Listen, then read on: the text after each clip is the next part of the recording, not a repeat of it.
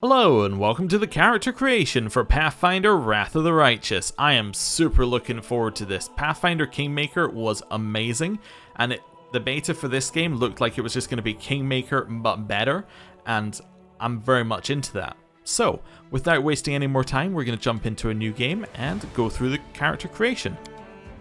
First things first, the story. Join the struggle against the Worldwound, the epic war between Golarion and the Abyss that has raged for more than 100 years. Up to now, the Crusader armies have barely managed to curb the overwhelming enemy forces, but not for much longer. The Demon Lords are preparing to strike a decisive blow. You will have to harness mythic powers, take command of the 5th Crusade, and lead us against the demonic hordes. Now I like this because it sets the difference between Kingmaker and Wrath of the Righteous out right at the start of the game. In Kingmaker, you were running a kingdom. You were making it up. You were doing diplomacy with different bits of the realm. You were making sure your subjects were happy, all that sort of stuff.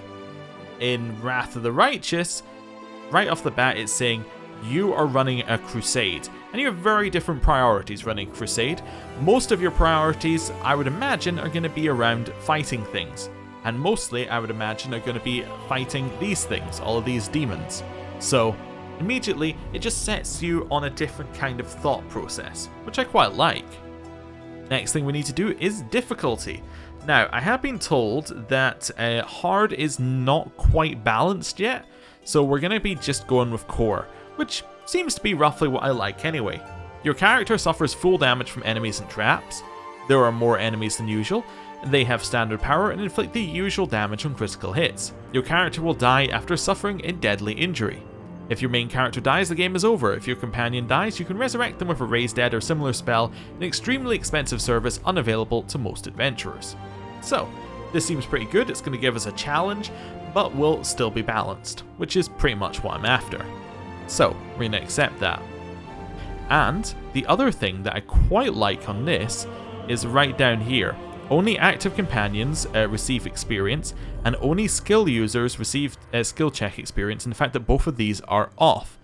So, this means that all your companions are going to gain experience even if they are not in your current party, which is just fantastic. So often in an RPG, you get it so that you have your companions and you can never switch them, because if you bring in someone else, you're just deliberately making your party worse. You're saying, okay, we're just going to go along with this level 1 here. They're going to sit far back, but then we can have their tiny story section later on.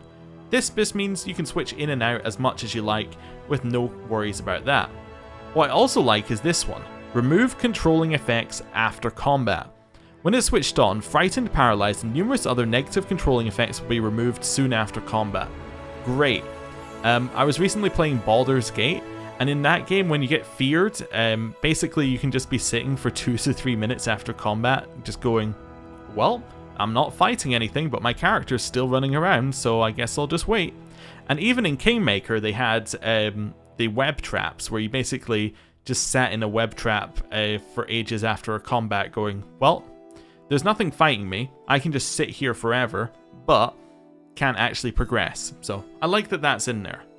The only one that's not immediately obvious here is Last Aslanti mode.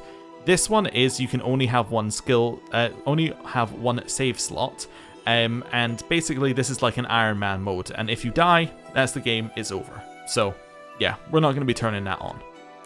Right, oh, and I suppose that immersive mode isn't quite as obvious either. This disables interface hints, so you know, all of the circles on the interface, it basically just takes them away. So anyway, that's fine. We're not going to have that on either. Right, so now we need to create a character, and I have a rough idea of I have a more than a rough idea of what type of character I want to be creating. So, we're going to go to custom character. I do like these pre-made characters though, and the fact that it gives you a difficulty rating on them is quite useful. Especially when you get into a little bit further into character creation, which we'll see when we get to classes, because quite a lot of classes, it does warn you off, which is helpful. So we're going to go custom character. Now, the character that we're going to be creating is an elf, and it's going to be this elf. And they do look a little bit evil, but don't judge them too harshly yet. Just cause they're standing next to a red sky with a blood red sword with an evil scowl on their face doesn't necessarily mean they're evil. What it does mean is that there's a fairly low number of elves in the portraits, and we're going with the one that's closest to what we're going to be going with. The other thing though is that it does actually include all of the Kingmaker portraits as well, including Kingmaker characters. So if you want to be playing a companion from Kingmaker, you can do, which I think is quite cool. Anyway, we're going to be playing this one. In terms of a class, there are a couple different ones that caught my eye. I considered playing Oracle for a while because Oracle gives you spells and has one about Seeker, all about finding out about their past. And the reason why them having spells was interesting is my original thought is I might go Oracle into Lore Master and basically be like, I'm going to know every bit of lore and every secret about myself and about the world, and yeah, there was a lot of that in there. However, a different one caught my eye when I started looking at a new thing called Mythic Paths. So Mythic Paths are basically new things in the game where you can choose to take it and it unlocks new quests, it gives you new abilities, and it changes how companions in the world reacts to you. And the Mythic Path that I saw that made me change my mind as to class is called Aeon. So, this is from the wiki by the way. The Aeon is a cosmic judge of balance. Judge Dredd meets Merlin on a cosmic scale. They can sense where the balance is broken and fix it, often punishing the perpetrator in the process. The cool thing about the Aeon is that they can detect places where the balance was greatly disturbed in the past and travel back in time to fix it. In doing so, they can change their current timeline, usually for the better. Basically, you're a time cop, you change the future, and I'm very into that. I love the idea of going back in time, seeing events that have happened, and then being able to judge on them and have that then affect your world in the present. It's all a very cool thing. And when I started getting into that, I got into this class right here, Inquisitor. Now, Inquisitors are all about judging people. They're basically the judgiest class you could ever get, especially if we go further into it. Because not only are we going to go with an Inquisitor, which are Deity's weapons of retribution, if we go further down, they have a subclass called Judge, which just seemed too perfect. But the other thing about Inquisitors is they cover a lot of different bases as to what a character can do. They have spells, they have weapons, they have a lot of different, they have a lot of different options available to them. They also have a ton of class skills, which means that outside of combat, they're also pretty useful. So if we go to Judge here, you'll see that we have all of these different class skills, which is amazing.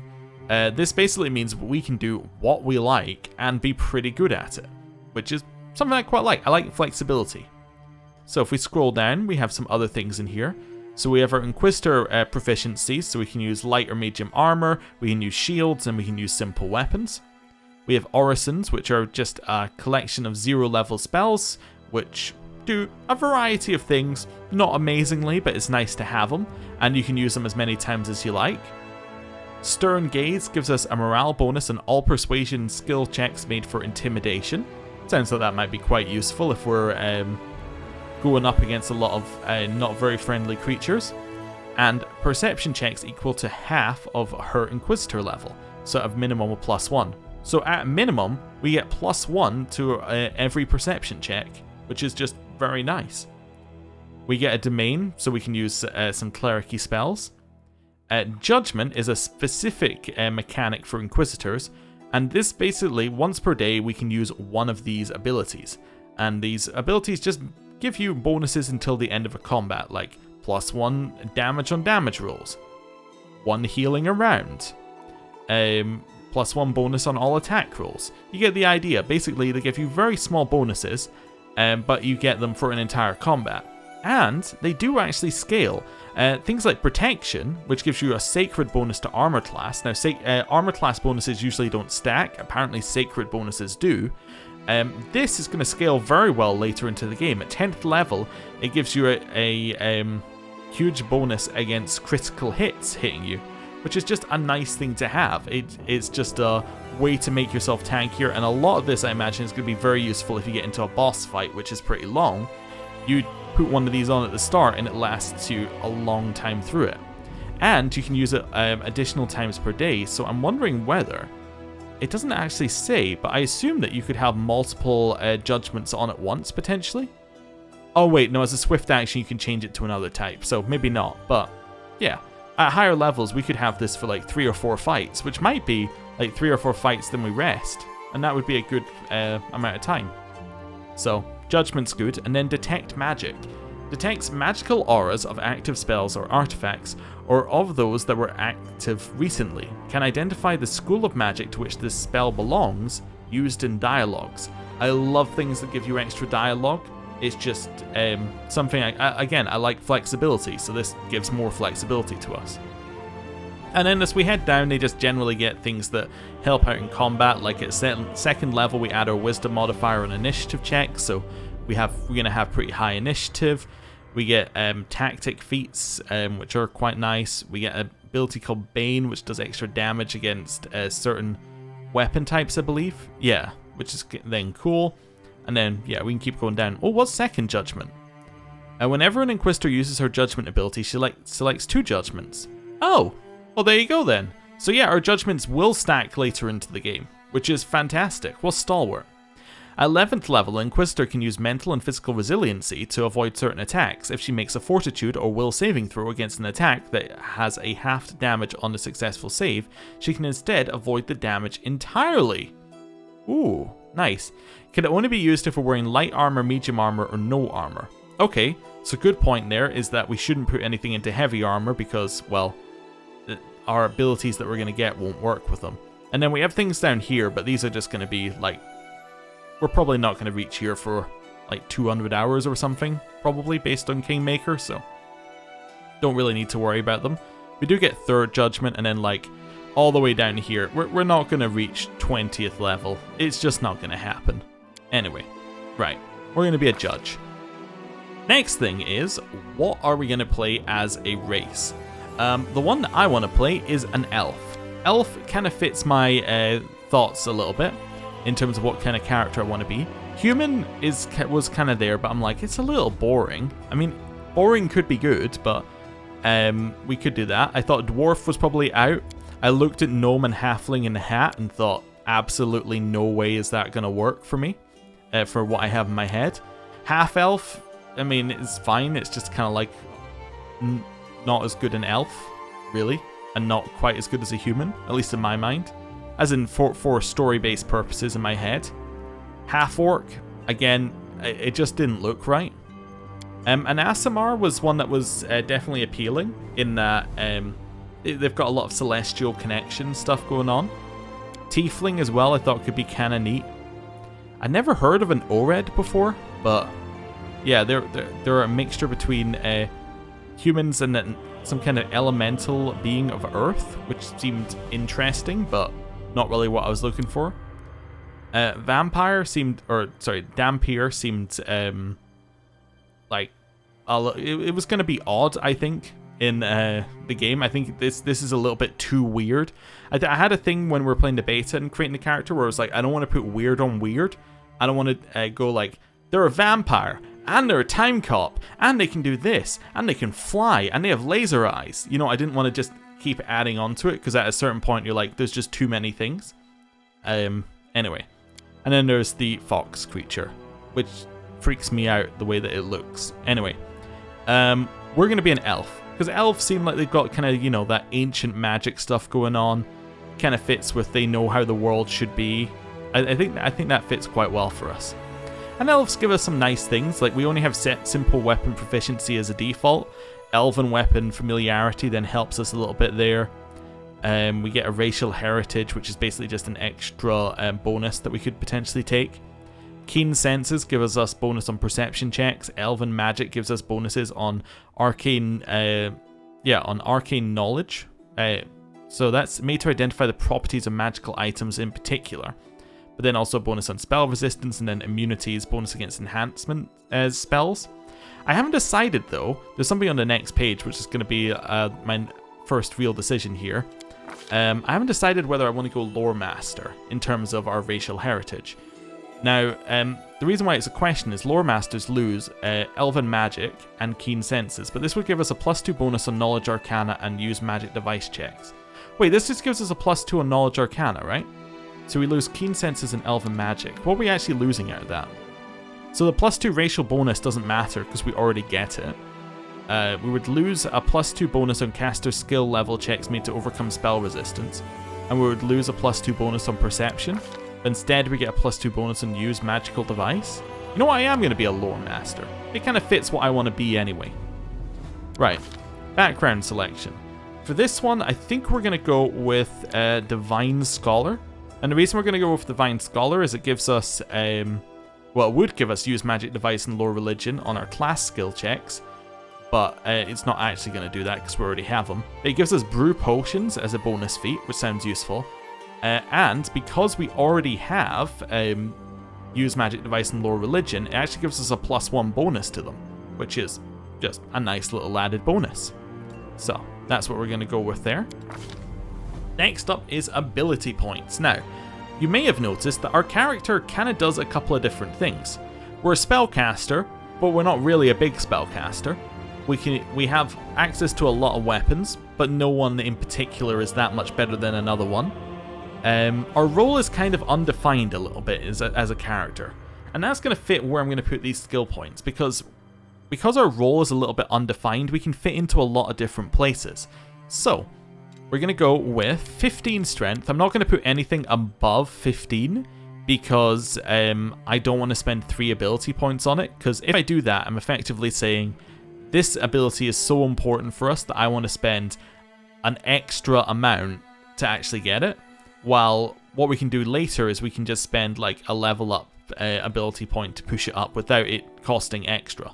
So yeah, it seemed like a better path for us here. Dexterity I'm going to push to 14 because I do want the +2 bonuses on it. In terms of con, I want that up to 12. I don't want to be taking a con negative. I want to, because this actually affects our hit points. So if we were at 8 here, we only have 8 hit points. So many things could easily just kill us there. Less things could kill us at 10. We could still be easily instant killed at 10 hit points, but, you know, just having a few extra helps. We're going to push our intelligence up to 14. Now this affects our skills, and it also, I believe, affects our skill points per level, which is a nice thing to have. Wisdom, we're going to push up to 15 here.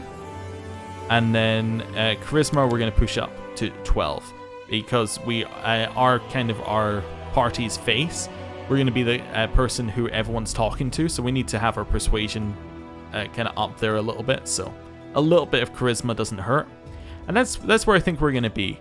And then depending on what we end up using, if we end up using more spells, maybe we put more into wisdom. If we end up using more melee weapons, maybe we put it into strength. If we end up as a purely ranged character, maybe we push up our dexterity a little bit. But right now, we're a little bit uncertain, so we'll leave it there until we've got a party. Right, next. Skills. Now, you may notice absolutely everything is a class skill. So what I'm about to say isn't really relevant, but what we would choose first of all is class skills, because they give us like an extra +4. Because everything's a class skill, that doesn't matter. So, what are we going to choose in here? Well, we're going to choose things that are trained only. And the reason we're going to do that is if I don't put a point into it, I believe we can't use it. I might be wrong. It might just be if you don't have a +1, you can't use it. But I believe it's if you have no rank, you cannot use a trained skill. So, let's start with use magic device. We'll push up here. I'm going to push up lore religion. I'm just seeing here. Yeah, probably lore nature as well. Knowledge world. And then maybe knowledge arcana. It does mean we can't use trickery though. What I might do actually, I'm going to push up knowledge arcana first and then go into trickery. That gives us some very high points up on arcana and magic device, which will hopefully be useful. Trickery allows us to open locks and doors and chests, so seems like a useful thing to have early, especially if we don't know if we're going to have a rogue or not. And then disarm traps or devices. By rogue, I'm basically meaning like that character type of thing, of having somebody who can fulfill that role for us. It doesn't necessarily have to be a rogue, but anyway, you get the idea. So I think that's good. And then what we're probably going to do on level ups is just try and get a point into everything. And then at that point, we'll level them up as we see fit. But yeah, right now, those seem like a good set of ones to have. Next up, we have to choose a feat. Now, there are two feats that kind of catch my eye. The first one is Breadth of Experience. You gain a +2 bonus on knowledge and lower skill checks, which it's great, you know, another +2 bonus. We're going to pass all of those checks, no problem. The other one I was going to look at is, where is it? Martial Weapon Proficiency, which gives us a new set of weapons that we can potentially use. I'm not going to go with this because we already have Simple. We have Elven, where I think we might get another one in character creation as well. So we have a lot of weapons to choose from. If we need this in the future, we can take it, but I have no idea what our starting equipment is, so why would I go with this? Instead, if I go with Breadth of Experience, we know exactly what we're getting. We're getting a +2 bonus on knowledge and lower skill checks, which may or may not come up, but if they come up, we get a bonus, which seems good to me. And then again, once we know what our party looks like, we can kind of go a little bit more into whatever we need to go into. If we have to frontline, we could go into something like toughness, or if we're needing to be an archer, we can go into a point blank shot. But because we don't know what we're doing, we're going to go with this, because it's kind of neutral. Next up, Deity. There was an obvious one for me here as Time Cop. We're going to go with Aeon. I hope I'm saying that right. Also known as the Inheritor, Light of the Sword and Lady of Valor, is the goddess of righteous valor, justice, and honor. The main one that caught my eye there was justice, so I was like, yeah, perfect. Our god should be a god our goddess should be the goddess in charge of justice. It just makes sense. Having served as Aradin's herald, she inherited many of the last Aslante's followers upon his death, and continues to espouse the ideas of honor and righteousness in defense of good and the battle against evil. So it does kind of set our character along a certain what's it called, alignment path, but that's okay. And then the favored weapon is longsword. I think we get the proficiency for that, but I'm not sure. Right, then we need to choose a domain. I'm gonna go with law again. Just purely story-based reasons. You follow a strict and ordered code of laws, and in doing so achieve enlightenment. Sounds good to me.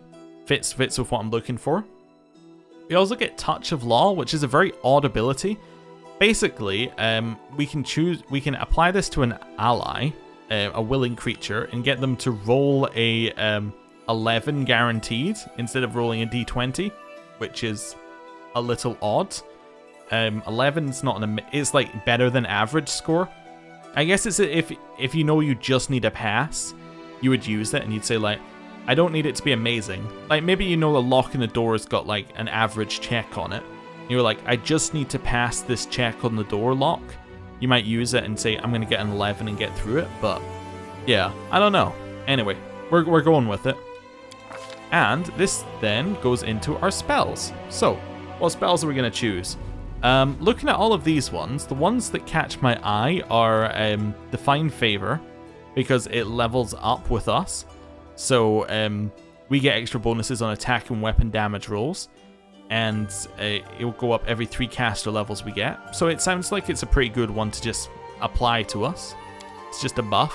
We could have gone with Bless for the same kind of thing, but Bless doesn't actually scale. It just scales with the size of your party. This one's only 1 minute though, and Bless is 1 minute per level. Also, the other thing about Bless is every cleric has Bless. Pretty much every paladin's gonna walk along with Bless. So it's the kind of thing where you're like, I don't need to take it, because no doubt we're gonna get a party member who has it. The other one that I thought about going for was maybe Remove Fear. Just having an AoE ability to remove a debuff seems like quite a useful thing for me right now. I couldn't see anything else that jumped out of me as like something I needed to have. Maybe Bane could be good, but yeah, I think I'm going to take Remove Fear. I don't know how much it's going to come up, but I think it could be intriguing. But most of the time I imagine in combat we're not going to be casting spells. We're mostly going to be using a weapon. At least we're not going to be casting level 1 spells, so yeah, it's not really that much of a problem for us. Now we have alignment. Now the alignment that fits us based upon our god is lawful good. So that's probably what we're going to go for. The only one actually available to us, see if I click around it won't let me select any others, is lawful neutral. So basically, the difference between these are, I was trying to think of a good analogy, but it's all kind of subjective. But lawful neutral would be kind of like, if you were judging something, you would just go purely by the letter of the law. You would say, I don't care what this side is, I don't care what that side is, we're going neutral. Whatever it says written down is what we're gonna do. Lawful good would probably be like that, but you'd go, well, I'm gonna try and be good, but stick within that. So you might try and look for compromises. You might try and negotiate things to be better. That's how I'm seeing lawful good. And then lawful evil would be kind of like, yeah, I'm going to take the judgment in lawful neutral and then apply more punitive things on top of it, right? That's how I would see these kind of playing out. So lawful good kind of fits us. Right, next we have to choose our look. I did go through this for a long time earlier and realized how pointless it was, because you're never going to see the character from this angle. You're only ever going to see them from above, but whatever. So I was going 3, 4, 2, hairstyle, oh, turn off the hat. There we go. There we go. Well, I'll keep backpack on if we have one. So I think it was hairstyle 1, and then I was going to go for like 17, because that kind of looks roughly like what we have in the first picture, except we don't have the ponytail. It's just kind of let down from there, but anyway, there's nothing that quite fits it. See, I was trying to make something that looked roughly like that. It's not too far off. Anyway, no war paint. In terms of primary colors, I was going with 12 and 6. Not that you can actually see a primary color difference on this particular outfit. I also think you might be able to change these whenever you like, so let's not worry too much about it. It's just like, how does it look when you're really zoomed into something that you're going to see from above? Anyway, right, next. On your flesh wound. We have to choose a voice. Brave is the one that I went for. Strike with all your might! Which sounds like it kind of fits the face, but we'll listen to a few others here, just in case you want to hear them. Interesting. I did it! All I see is blackness. Yeah, that one kind of fits the picture, but I was like, that would just be too much for a whole playthrough. Stand with me. I feel faint. I lead, you follow. Enemy approaching! Adventures are exciting. Your luck's run out. Yeah, these two really don't fit it. The spell's not working. That's mean. Sorry, I was just looking at the face with that going at the same time. Nah, Brave. I'm wounded. That kind of fits. Right. And then, in terms of this, we're going to go with January the 6th, which was the UK release of Time Cops.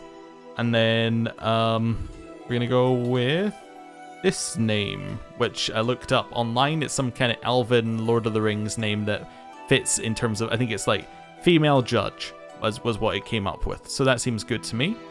And then there ready. is our character, which seems pretty good. We get a ton of special abilities. You might not recognize this one. This one's just basically if somebody's on the ground, you can hit them with your weapon. Like or I think that's what it is, right?